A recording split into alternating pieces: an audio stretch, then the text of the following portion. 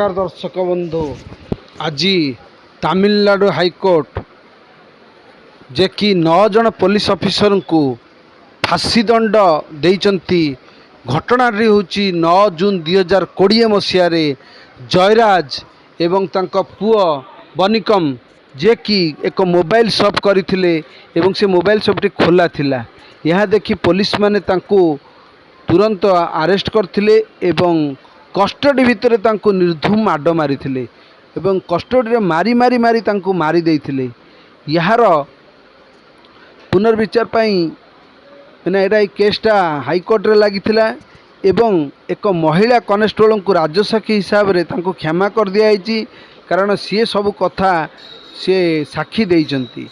कारण पुलिस माने जो निर्दय भाव में निरीह बाप पुओ को पिटी पिटी मारिदेला ताकूपाई 2020 मसीह आज 26 मसीहा है जो ऐतिहासिक राय पाई तादरे लोक मैंने बहुत संतुष्ट अछंती एवं लोक मैंने कहउचंती एबे जे आईन ठू बड़ कई नहीं। कारण 9 जन पुलिस ऑफिसर को फांसी दे आज हाईकोर्ट जनईदेला जे जो मैंने पाप करेंगे जो मैंने अन्याय करेंगे जो मैंने अत्याचार करेंगे समस्त फांसी दंड अच्छी। तेणु लोक मानकर पुलिस उपर आईन उपर भरोसा पाईगला। कारण लोक मानकर पुलिस प्रति जीवाकू डरती पुलिस कति जीवाई डरती।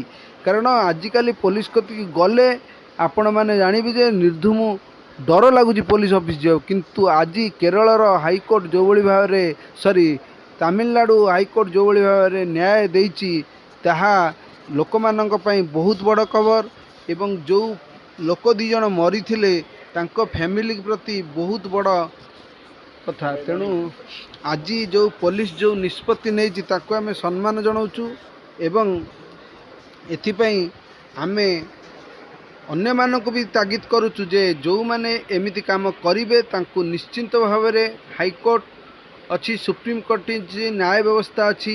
तेणु से भय रहू एवं यही भली निष्पत्ति मान आसवा द्वारा गरीब लोक मैंने बहुत उपकृत होती।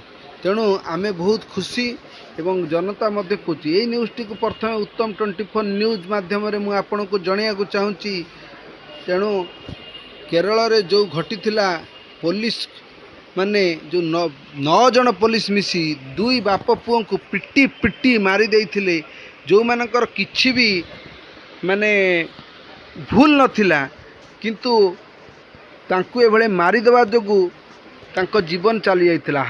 हाईकोर्ट तांको फांसी दे उचित न्याय देइछि। ब्यूरो रिपोर्ट उत्तम न्यूज़। चैनल नुआ सब्सक्राइब करंतु लाइक